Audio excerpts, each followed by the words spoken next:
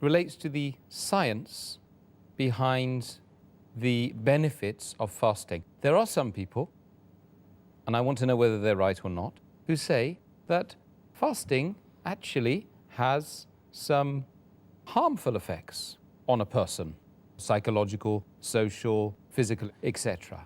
Is that correct?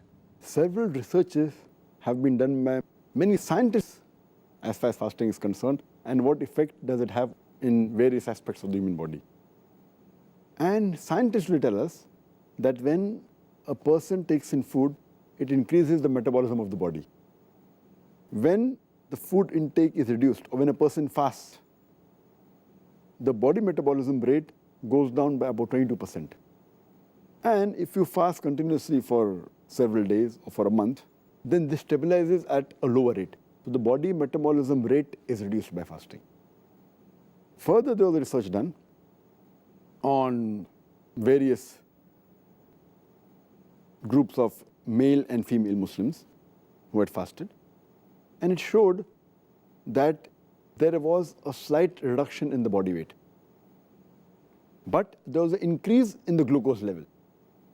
As far as all the other things are concerned, it remained constant, whether it was the testosterone or the cortisol, whether it was sodium, potassium, urea, whether it was cholesterol, whether it was HDL, high density lipoprotein, whether it was LDL, low density lipoprotein, whether it was TG, the triglyceride, all these, the body level, they remained the same. The fasting did not have any effect on them, except it increased the glucose level, and there was a slight reduction in weight. When another research was conducted in Iran, where some men fasted for about 17 hours, for about 30 days in the month of Ramadan, it showed that it had no effect on the male reproductive hormone, on the testosterone. And it had no effect on the HPTA as well as on the thyroid hormones. There were several researches conducted. There was also a study made which was called as increase in oxidation in the month of Ramadan on healthy women, a way for maintaining the weight maintenance. And it showed that during fasting, there was no change as far as the physiology of the body was concerned. The weight was same and all the functions were the same. Fasting increases the fat oxidation and decreases the carbohydrate oxidation. And we have to realize that we have to let the physicians of the Western world, they should know that they should note the levels of bilirubin and glucose while fasting. There were further studies conducted that fasting increases the mucosa developed B lymphocyte cell responsiveness, but did not show a change in the B lymphocyte responsiveness of the rheumatoid arthritis and the health volunteers. But in fasting, it increased the longevity of the life, increases lifespan. There were many researches conducted in animals, it increases lifespan. Further research was conducted on the lactating women. When they fasted, the fasting did not increase or decrease. There was no change in the milk volume as well as the content of the milk. The glucose level was the same, the fat concentration was the same, the lactose content was the same. There was no change per se as far as the lactating mothers were concerned.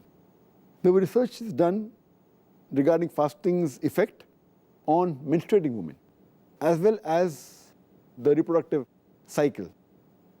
And when the research was done, there was no change whatsoever. There wasn't any change in the menstrual cycle in fasting, or there was no negative effect, no positive effect. So it is wrong to say that fasting has an ill effect. There are many benefits which we discussed earlier. But there are certain positive points that fasting has helped in certain diseases. For example, rheumatoid arthritis, osteoarthritis, it helps. And what we realized that when researches were done, that on animals, when they are sick, they don't prefer having any food. Same thing with the children. When children get sick, they don't prefer having food. It is the family members who force them to have food. And research has shown that when food is taken when a person is sick, it prevents him from getting well early. It hampers the immune system. So when a person fasts when he's seriously ill, it helps him to recover faster.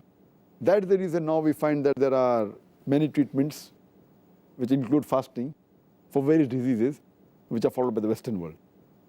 Because when a person fasts, his body gets rest and the toxins are removed from the body, so it helps him to recover faster. And fasting is also good to change the behavioral pattern.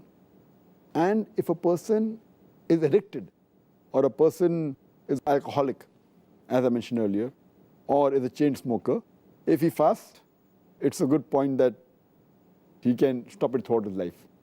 And people who are habituated to things like tea, coffee, junk food, when they fast and they stay away from it, when the taste buds they don't have for the full month, the taste buds don't crave for that, and when they have healthy food, they start liking it. So it's a good time to stay away from junk food. If you can do it for 1 month, you can do it throughout your life. Yes. And there are certain diseases. For example, insulin-dependent diabetes. A person who's suffering from insulin-dependent diabetes, he should not fast because he has ketosis. Normally, the ketones are used as a source of energy. But if a person has insulin-dependent diabetes, he's unable to use this. So therefore, a person who has insulin-dependent diabetes, he should not fast. But naturally, if he takes insulin and fasts and with the medical advice, it's fine. But the other type of diabetes, which is more common, non-insulin dependent diabetes, fasting is helpful for that. And as I mentioned earlier, it's helpful in various diseases like cardiovascular disease, asthma, arthritis, digestive tract diseases, in lupus, in skin disease. You can name a list of diseases in which fasting is of great benefit. I think it would be really interesting to know, I mean, this research, has it been done by Muslims or non-Muslims? These researches have been done by both Muslims and non-Muslims. And there are hundreds of non-Muslim scientists who have done research on fasting. So it's not only the Muslims. More of the non-Muslims do research on fasting. But there are even Muslims. For example, if you read the book, Fasting, A Way of Life, by Alan Cott, he writes that fasting is altogether, it gives rest to the digestive tract as well as the central nervous system for the whole body. And he's a non-Muslim. There was a research done by an Indian doctor by the name of Dr. Shanti Rangwani, and she says that when a person fasts, there is no intake of food. So the toxins are created by the food that you eat. So no new toxin is created. And whatever toxin is there present in the body from before, it gets excreted from the body. So fasting is a very good method of excreting all the toxins from the body, and it purifies the body system. It was done by a non-Muslim. The research is done even by Muslim. The research done by Dr. Suleiman in the University Hospital in Amman in Jordan. And he did a research on a group of men and women. There were 42 men and 26 women. And the research was done that they fasted, and the changes in the body was noted. And they found out that there was a slight reduction in weight. And there was an increase in the glucose level. But as far as the other components are concerned, testosterone, cortisol, sodium, potassium, urea, all of them remained the same. There was no change as per in the body content, except the glucose level increase and the reduction in the weight of the human being. There were several researches done by non-Muslims. There was a group of non-Muslim scientists who did research in Africa in areas where there were famine. And they realized that people, when they did research, that people who were starving because of famine, and they lived in the same refugee camp, some people who had food and some people who were starving. But those who were starving, they had less chances of having tuberculosis as well as malaria. So fasting increased the defense mechanism against tuberculosis and malaria. So it's Allah's mercy, alhamdulillah. Can you believe? Because they were starving, it prevented them from having tuberculosis as well as malaria. Allahu Akbar. There were researches done by non-Muslims that show that fasting increases the longevity, increases the lifespan, and it has a reversal on the aging process. There was research done by a Muslim scientist by the name of Dr. Osama Kandil in the Harvard University. Muslim, but in a non-Muslim country, non-Muslim university. And he did a research on patients suffering from cancer. And he tried to find out what way do the cells function, especially the killer cells, which attack the cancer cells. And he did a counting just before they started fasting. And then he again did a counting on the 21st day of Ramadan, then 28th day of Ramadan. And he found that there was a marked difference. After 21 days and 28 days, the number of cells, the killer cells, they increased. And these cells, they attack the cancer cells. And it shows that even the immunity increased. The defense mechanism of the human being, because of fasting, it increased. And there was another research again done in the same patients, and it found out that the T cells, which are normally required for the defense immunity of the human being, they increased to a great level. And T cells are mainly responsible when anyone has a disease. They are mainly the soldiers, or they are called the Major General of the army that you have. They are the T cells. And they go and they see to it, any disease is there, it goes and try and destroys the disease. And AIDS is a disease which mainly attacks these T cells. Therefore, it's known as acquired immune deficiency syndrome. So when you fast, these cells increase and the immunity of the human beings increase. I would like to mention one more research done by a European non-Muslim by the name of Dr. Jeffrey. And what he says that fasting is not only done by human beings. Fasting is even done by the animals and the plants. And he gives the example, the animals that live in cold countries, during heavy snowfalls, they stay separately and they don't eat and they go in hibernation. And there are examples of animals like frog, which go in hibernation. And here they don't eat, they fast. And he gives the example in his book that even the trees in winter, when they don't get water, they're fasting. But the moment later when spring comes, you find that the tree is filled up with colorful leaves, with flowers, with fruits. And he suggested that every human being, every year, should at least fast for 40 days. And we know that it's for every Muslim to fast in the month of Ramadan. That's approximately 30 days. And further, if you keep the 6 days of fasting in Shawwal, that makes it 36 days. So Allah subhanahu wa ta'ala and our Prophet has already given us this guidance which the non-Muslim European has given us recently. So there are many researches done by non-Muslims on fasting, and it's very beneficial for the human body.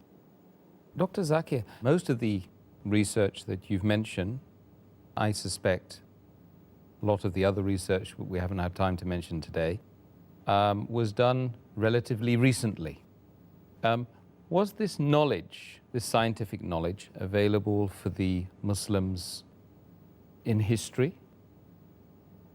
As far as the earlier Muslims are concerned, some of the facts were known, some were not known, not in the same way as we have come to know by research today. And I'll give you the reason why later. Now the main question is concerned that were they aware about these aspects of fasting?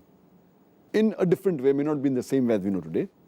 That reminds me, I read a book by Maulana Abul Hasan Nadwi, Arkanul Arba, where Maulana Abul Hasan Nadwi, he writes in his book, Arkanul Arba, and he gives incidents at the time of Khalifa Harun Rashid. And there he gives a dialogue between the Christian physician of Khalifa Harun Rashid and a Muslim by the name of Ali bin Hussein bin Waqid. And this Christian physician of Khalifa Harun Rashid, he says that the Quran is considered to be a book of sciences. And we know there are two types of sciences. science of the body, science of the soul. So what does your Quran speak about medical science? So Ali bin Hussein bin Waqid, he said that Allah subhanahu wa ta'ala, in half a verse of the Quran, He combines both these sciences. When He says in Surah Araf, chapter number 7, verse number 31, eat and drink, but do not waste in excess. For Allah subhanahu wa ta'ala likes not the people who waste. Then the Christian scientist says, but what did your Prophet Muhammad sallallahu alaihi wasallam say about medicine? So he said that he's mentioned that the stomach is the main house of diseases, and prevention is the best thing for ailment. And prevention is better than cure. And as I mentioned, our beloved Prophet Muhammad sallallahu alaihi wasallam said, it's mentioned in Ibn Majah, volume number 4, hadith number 3349. The Prophet said, the son of Adam does not fill a vessel more worse, more evil than the stomach. A few morsels are sufficient to keep him on his feet. If he has to eat more, 1/3 of the stomach can be of food, 1/3 drink, and 1/3 should be for his breath. So then that Christian physician said, that means when you had the guidance of your Allah and Prophet Muhammad, we did not require Jalinus. Jalinus, he was a very famous non-Muslim physician of that time. So what the Prophet and Allah say is a telegraphic message, which we have done research today. But the Prophet also already has given in a nutshell the message before. And in that same book, Arkan al-Arba, Maulana Abul Hasan Nadwi, he mentions and he gives the example of another non-Muslim scientist who's an American. He says that every human being, whether poor or rich, he should fast for some days every year. It will keep him healthy. And then he says that Islam is the best religion, which has made it compulsory on his followers to fast. And he said that Prophet Muhammad, peace be upon him, was the best physician who has prescribed fasting. And he said that there's no better healthy way than fasting, and after that Taraweeh, in which you have to do some exercise, according to him, which helps in digestion. So if you realize that the non-Muslim, they appreciated the religion of Islam after doing research. Though many of the Muslims are aware about the medical benefits of fasting, but we Muslims, we don't fast for these medical benefits. We fast for sake of Allah subhanahu wa ta'ala, for the pleasure of Allah subhanahu wa ta'ala. We don't fast for the medical benefits. These medical benefits are ancillary. Yeah. Or they may be maybe sweet dishes, maybe the dessert. Our main biryani, our main meal course is for pleasure of Allah subhanahu wa ta'ala, which we discussed in the objective of fasting. We don't fast for medical benefits. Even if these medical benefits were not there, we Muslim would have fasted for Allah subhanahu wa ta'ala. But as whatever we do for Allah subhanahu wa ta'ala, Allah gives us back in return. So all the acts that we do, it actually benefits us in various ways in this world as well as in the akhirah. But we Muslims don't fast for these medical benefits. These are just bonuses that we get, irrespective of that we get or not, yet would fast for the sake of Allah subhanahu wa ta'ala. Yeah, that's good. So when you listen to the commandments of Allah subhanahu wa ta'ala and Rasulullah sallallahu alayhi wasallam, look at his life and implement those things, immediately you get some benefit in this world. Subhanallah.